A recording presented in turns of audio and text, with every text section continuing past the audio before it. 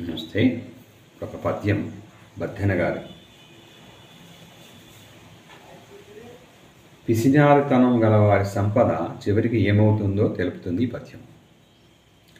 చీమలు పెట్టిన పుట్టలు పాములకిరవైన ఎట్లు పామరుడు గదన్ హేమంబు గూడబెట్టిన భూమీషుల పాలజేరు భువిలో సుమతి.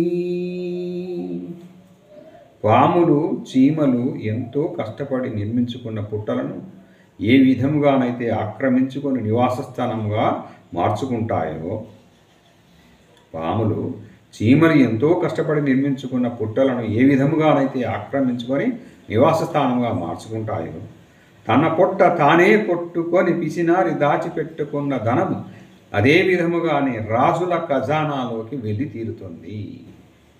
తన పొట్ట తానే కొట్టుకొని పిసినారి దాచిపెట్టుకున్న ధనము అదే విధముగానే రాజుల ఖజానాలోకి వెళ్ళి తీరుతుంది.